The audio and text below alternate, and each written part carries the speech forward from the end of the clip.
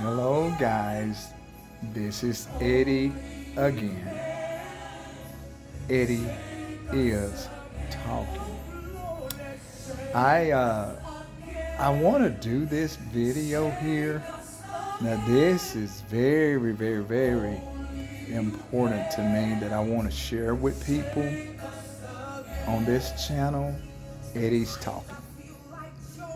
And what I want to share with people is going to be something that we all are extremely, extremely familiar with.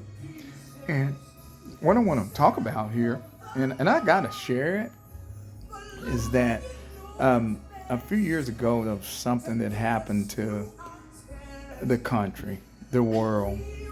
And this is really something I'm sure we all definitely want to forget. And I'll go ahead and dive off into it. But several years back, wherever it came from, I don't know where, how it happened, but we all had COVID broke out in the country, in the world, and stuff like that. There's no description on how awful, devastating, how bad it was. We can't describe that. And unfortunately, tons of us contracted it. Very unfortunate. Tons are not here today, and I really hate to even repeat that because I understand the pain, the suffering, the heartaches that we as a country went through, losing loved ones and so forth. But I have a story that I want to share as well. I might get a little choked up in this video. I'm still I'm still happy. I'm still full of joy. And I have a reason to still be happy and full of joy. But I was one of those tons and tons of people that contracted the COVID virus, right? And so I was in the hospital for 8 days, and pretty devastating as one could imagine. And the time period that I was in there, it was a lot of people that went in, so sad to mention, didn't come out. That's just horrible for anybody to even hear. But in telling my story, I got to say that as well. But I was one of, again, tons that went in and contracted, and I had to be hospitalized for like 8 days. My story is, I,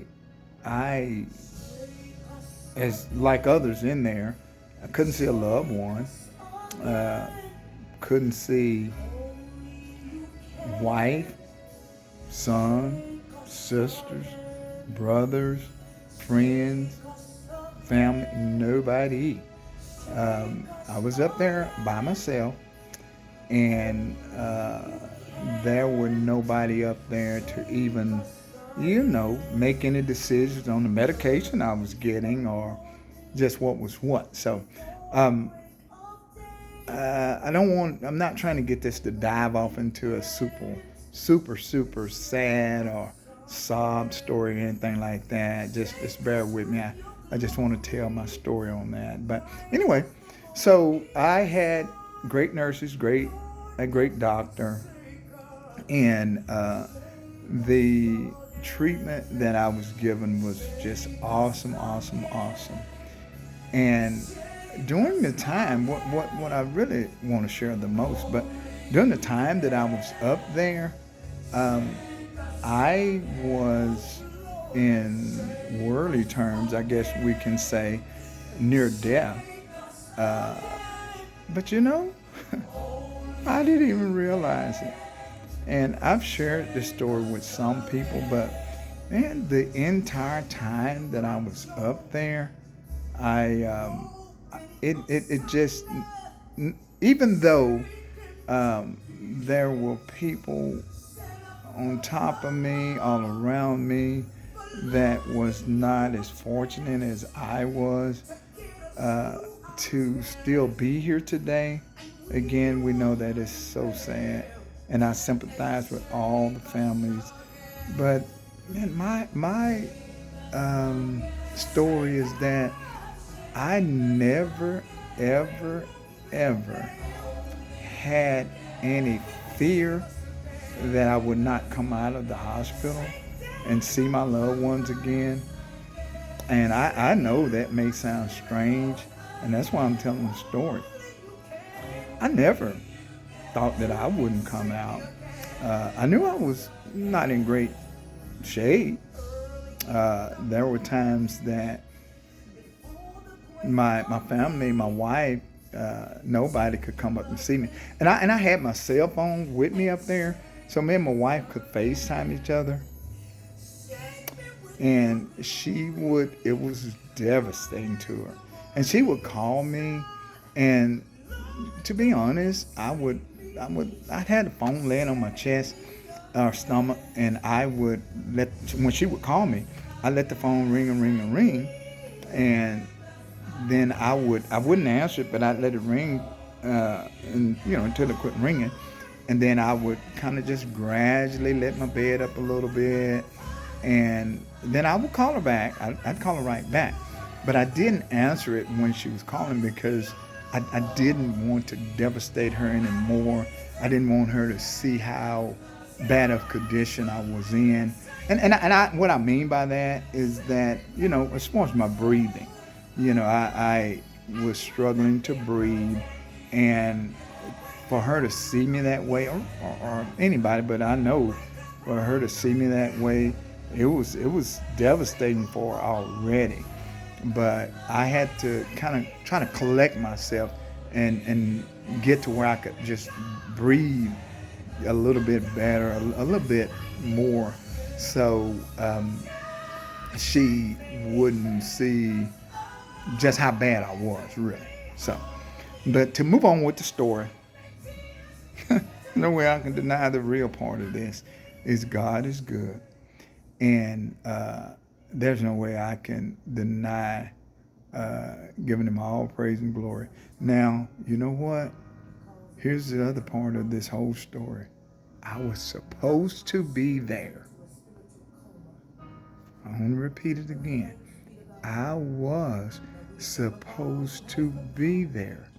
I fully understood God does not make any mistakes. And I shared this with my son. I shared it with my wife. I shared it with my baby brother.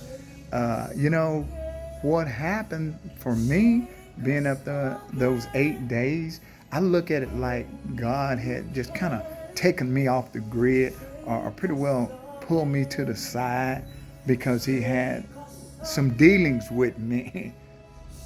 Anybody know what I'm talking about? He had some dealings with me, and it was a me and him, such as it even is to this very day. So I already knew. I had plenty of faith. I mean, tons of faith. And my being up there, I would have conversation with God.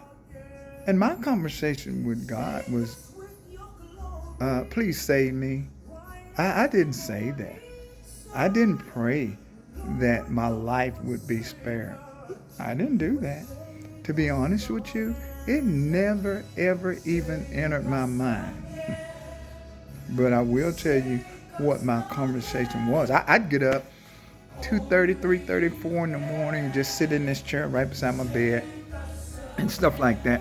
But my conversation with God was that when, and I want to make sure I make very clear what I said. My conversation would be, when I get out of here, then I won't be running my mouth like a cheap sewing machine. In other words, you ain't gonna be able to shut me up, because I fully understood that I was in there. I was at that place and that point in my life where God would get his glory. God would get his glory. So I knew that I've been pulled aside. I had a mission to do, such as I do my best with all in me to do this very day.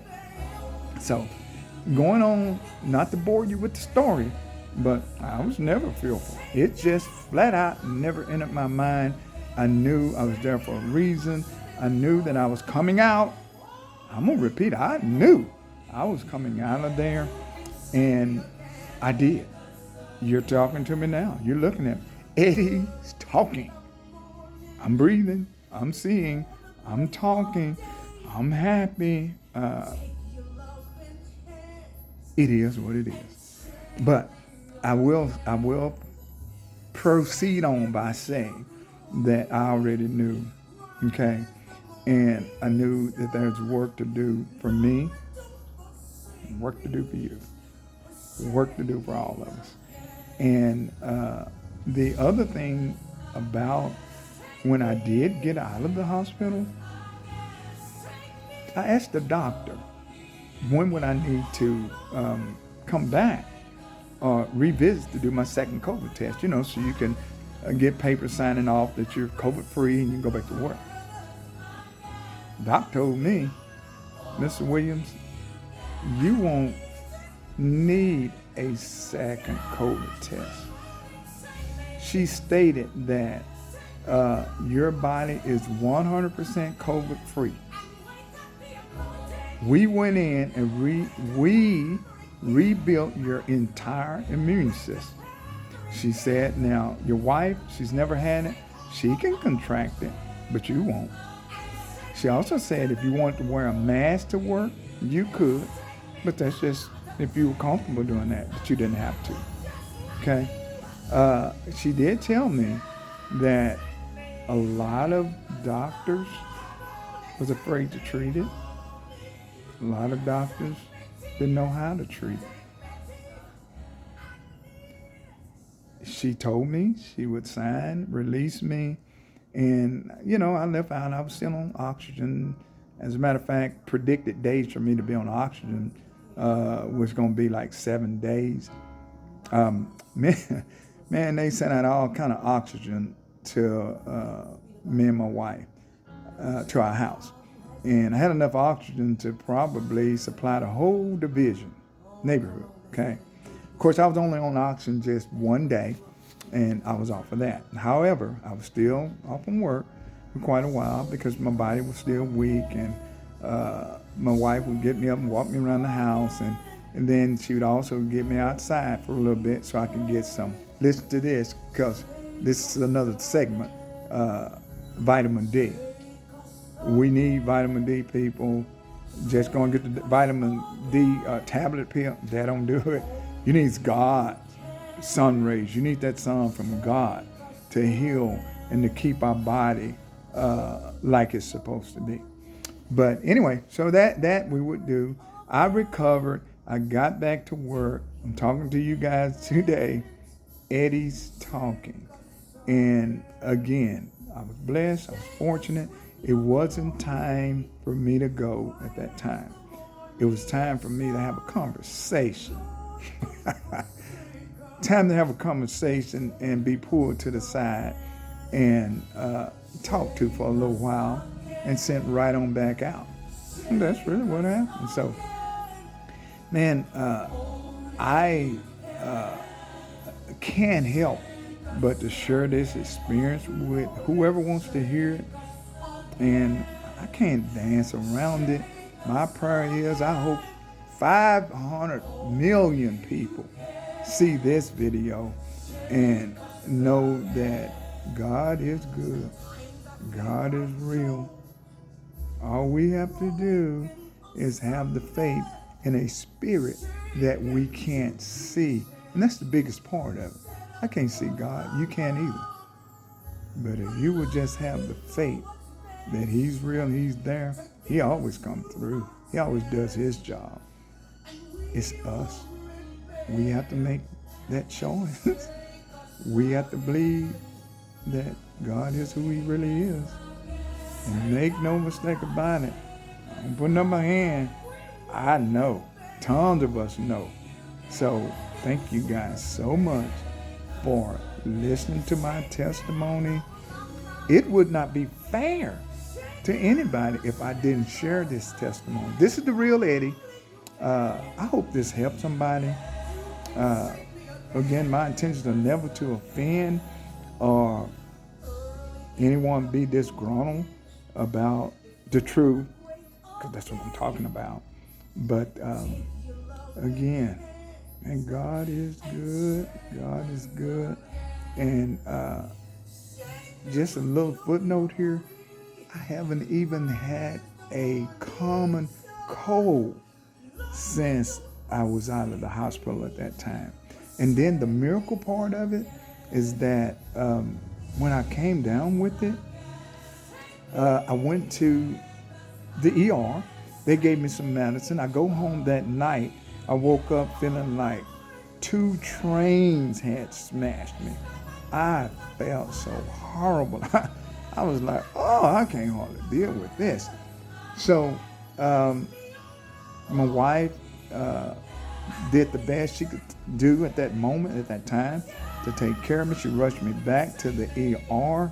And I at this time, I want to say this, it was in the winter. It was in December. And this time, with the major breakout like it was, you couldn't even get in the hospital. They wouldn't take you in the hospital.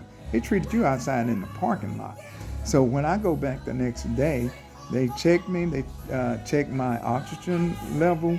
It was, I don't know what it was, but it was way too low to function. So they get on the walkie-talkie. They tell the people inside the hospital. They tell them to go ahead and get me on in. They did a great job. They got me on in. They went through all types of tests, and this here kind of things. And then they come and told me, Mr. Williams, we've done all we can do for you. The COVID is trying to spread to your lungs, and all we can do is hope and pray one of these hospitals will let you in and treat you, because we can't go any further. But you have got to be treated. Again, it was devastating to my wife. And I don't say this being boastful, but I'll be honest with you. Still didn't faze me. I didn't panic. I didn't like, God, what do we do? I did not. About 15, maybe 20 minutes later, they come back, Mr. Williams, Regional has a room for you. My wife asked them, could she take me? They said, oh, no, ma'am, you can't do that. We'll get him up there. And they did tell her at that time, the only negative here is you're not going to be able to go up. Family, no one can go in there and see him. Because that's what was going on at the time, by the way. But anyway, so we get up there. Man, I had a room in there like a suite. Like I had gone to, a 5-star hotel somewhere, high dollar. And they began to give me treatment and working on me and doing everything they could. And like I said, I was up there 8 days. And they were extremely great. Did an awesome job. And before you guys get tired of listening to this video, I'm going to come to the close. And I will reiterate one more time, God is good. It was ordained. It was supposed to happen. It wasn't an accident. Sorry. I hope nobody is offended. And I hope somebody do their best to understand me. It was not an accident. It was supposed to happen. I knew it. I knew that. I knew I was coming out of there. I knew I was going to be telling somebody. I'm just being real. I knew I was going to be telling somebody. And ain't it good right now? That's exactly what I'm doing. Happy Tuesday. I did a happy Tuesday a while ago. Happy Tuesday. Eddie is really talking. Thank you so much.